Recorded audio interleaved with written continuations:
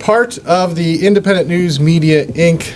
network. This is the Disclosure Podcast. Welcome. I am Logan B. Anderson, the managing editor of the Delaware State News, aka the Daily State News, and I am joined by... I'm Kitt Parker, the web editor for the Delmarva Group. And I'm Joe Edelen. I'm a state government reporter for the Daily State News. Awesome. Welcome.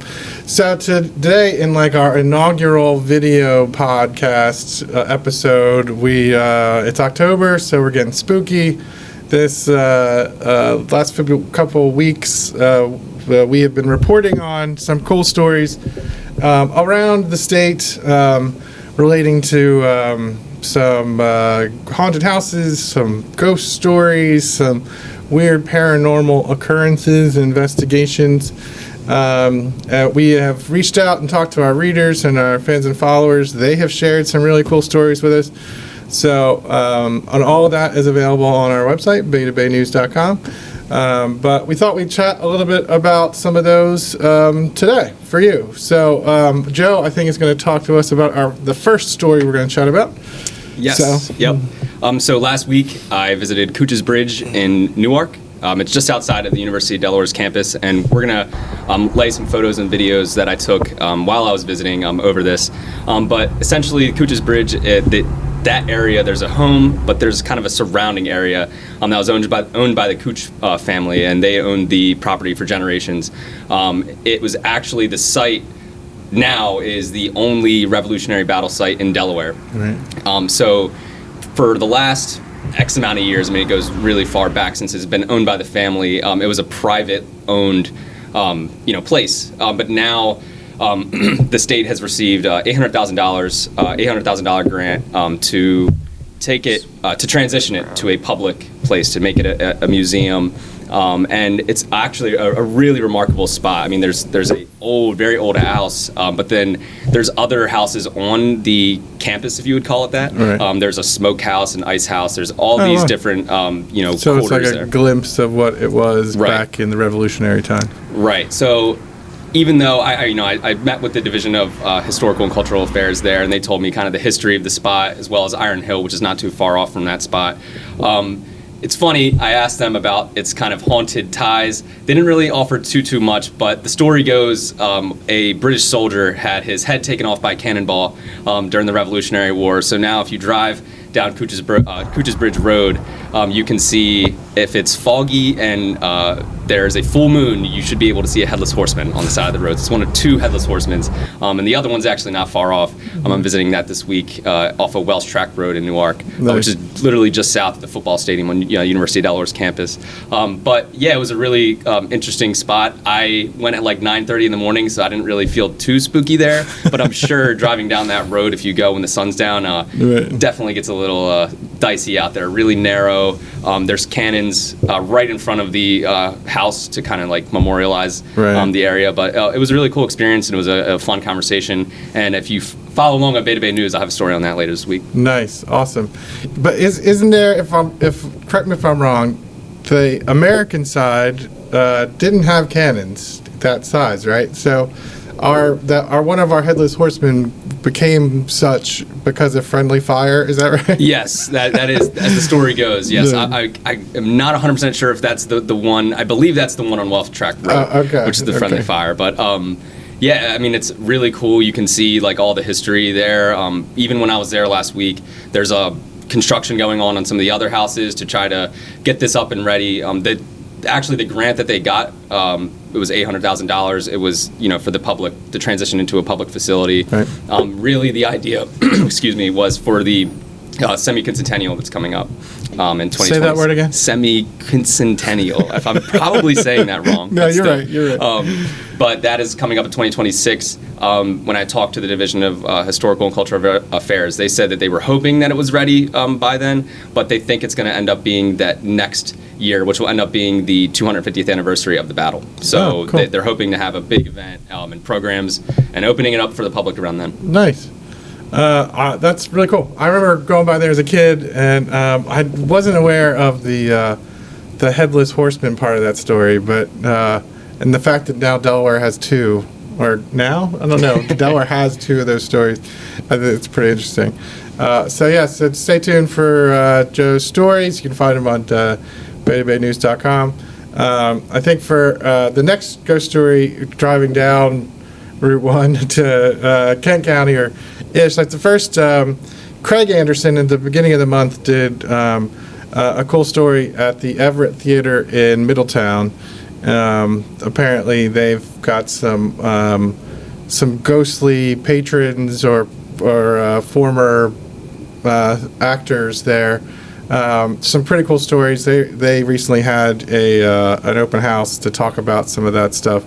So I think it's cool. But I think theaters in a whole are generally suspicious places, and so maybe there's always going to be a ghost in the theater. But the next really cool story was done by Matt McDonald, and it was about the Flemming Mansion in Harrington.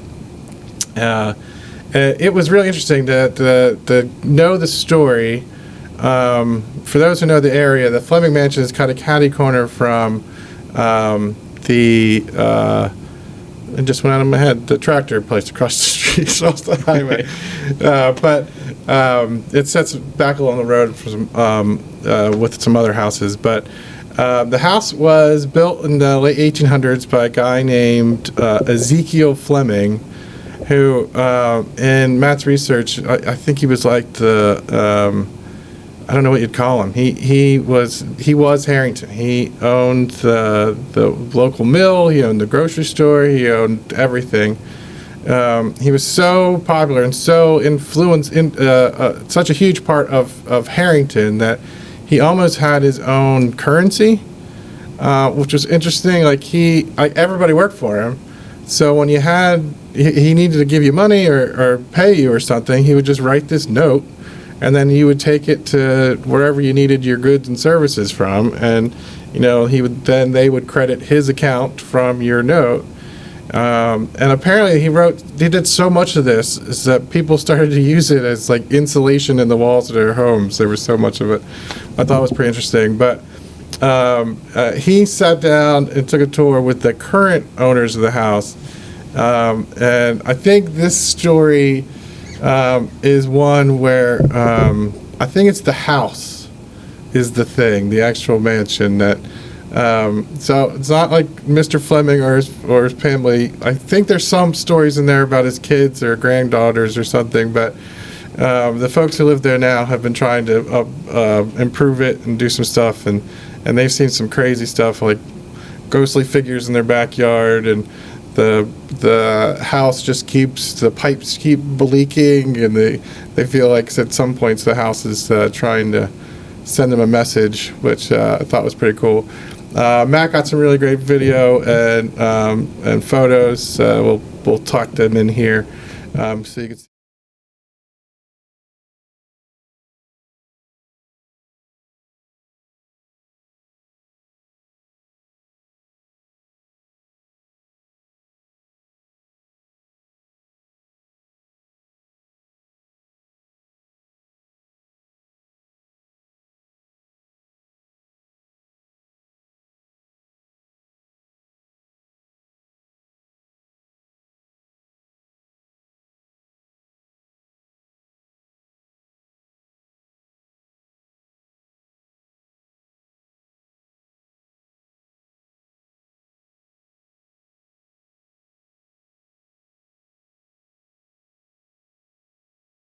Would you mind saying your name? Jose Caraballo. And how many kids do you have?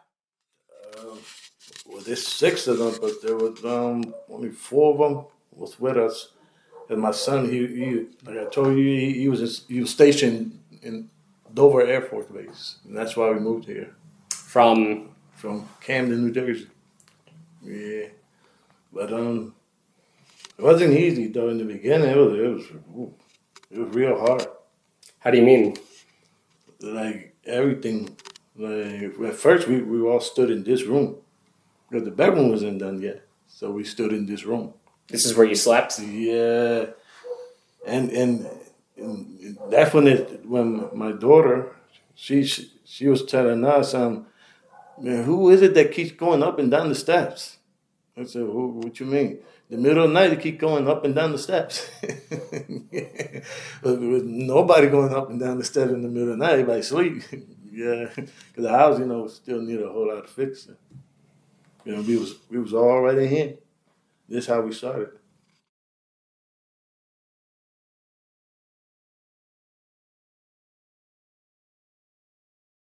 I was outside cutting the lawn, and then my phone came on by itself. Like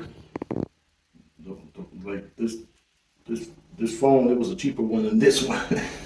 It's not just gonna come on by itself. Right. You have to do a whole lot for it to turn on. But it turned on by itself, and it started just taking pictures of the house. And one of the pictures, it shows, I had shutters here. I took them out, but it shows someone looking out of this shutter, which I'm trying to measure it now and saying, whoever looked out this shutter was small, and we don't got nobody that small. Well, now we do with my grandson, but during that time, that was our first year moved here. So whoever looked out this window, I don't know who it was. But sure enough, it wasn't us. Hey, right here.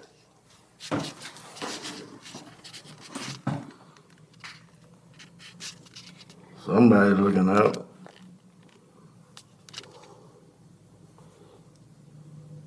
But I don't know who. And you can see the face. You could kind of see the face. You can see. My God, look like a kid. It was crazy. I don't see any shutters on the window anymore. I took them off. What was that? I took them off. Yeah. But I don't want to go through that again.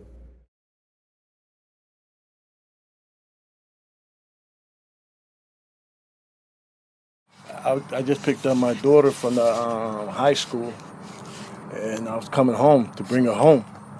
And when I drove up I was coming into the driveway and pulling into the back. I seen this person walking from that side of the backyard to this side. He was tall, and he was dressed like old country clothes, like those jean clothes, like you button them up like here. Now, he was pretty tall too. So I asked myself, who in the world is that walking in my yard? I was like, man, what that guy doing in my yard? I told my daughter, hurry up to get in there. I want to find out who's this guy in my yard. So he was walking fast, and he was almost as tall. The thing is, he was pretty tall. And he went behind the garage. I was like hurrying up to see who this guy in the yard. You see? Where was he going to run? Yeah. And the cornfield wasn't there. The cornfield was already gone. So everything was open, and those bushes wasn't there either. Those bushes were planted later on. So the cornfield and the bushes weren't even there? No, it was all open. So there was nowhere in the world. Where did he go? And he was just like a regular person, like flesh and blood. He was but there was no flesh and blood person walking across that yard. I don't know, he wasn't. That was something else. I said, whoa, that scared the living daylights out of me, for real. I said, I ain't never experienced stuff like that. Like I said, where I come from, we don't believe in that. But to see that actually, I'm like, oh, now I got a lot of questions. What in the world is going on out here? In here, so you can see them, but you can also, see them on our website as well. But I thought that was pretty cool. Kitt, you've got our Sussex County kind of stories, right? Yes, our longtime Sussex County reporter Glenn Roth did 2 stories. He first went to Ross Mansion at the request of the Seaford Historical Society. They asked for Phantom Detectives out of LLC out of Wilmington to come investigate anything that may be occurring at the Ross Mansion. So they presented that. They did all of their research in the spring, and then they just had a presentation a few weeks ago, and they claimed that there was an intelligent haunting there. There was not the poltergeist type haunting or where your tape recorder is going to start turning on and things like that, but there was something there living amongst them. And the biggest reading on all of their fancy equipment was in the barn. So they did the mansion, the slave quarters, and the barn. So there are people left as believers. A lot of historical societies said they've always wondered if the Ross Mansion was haunted. But his bigger story was, if you've grown up in Western Sussex, you know the story of Maggies Bridge. I did the haunting when I was in high school. It did not last long. I ran back to the car. But this story is in the 1800s. Maggie, an unwed pregnant woman, was in her horse and carriage. The horse got spooked by some lightning and thunder, ran off this bridge, ran off Maggie's Bridge, and she was decapitated. And the legend goes that she's there haunting. It's the best to go on a blue moon, unlike Joe's stories when it's a full moon. This is a blue moon for this woman, and you're supposed to ask Maggie, I have your baby. Oh. And she's going to come and get you. Oh. Seaford alumna just wrote a book about this. She presented it at the Seaford Library, and people shared their own stories about going to the bridge, and then their car wouldn't start, and they got in the car and the radio was on static. When I did it, I lasted about 2 minutes, ran to the car. Car started fine because I left everybody. They found their own way home because I was not taking any parts of That's Maggie's great. baby. Yeah, it's funny that in the course of my career, I've been into a bunch of places around the country, and everywhere it goes, there's a story connected to a woman who somehow was killed, and she's looking for her baby. That's interesting. Well, I hope Maggie finds what she's looking for and doesn't. Well, you visited a bridge. Right. Yeah, that's true. But I didn't see Maggie. But so I think that's pretty cool. So we've got some pretty cool stories out of this spooky season so far. I guess we're hoping that so our fans and followers and readers might share with us some more, so we can do some next spooky season. I don't know why I get stuck with that phrase. Someone said it to me in like the end of September, and spooky season has just been in my brain ever since. So thanks for checking us out. We hope to do these pretty often, a new way to tell stories in a growing digital world.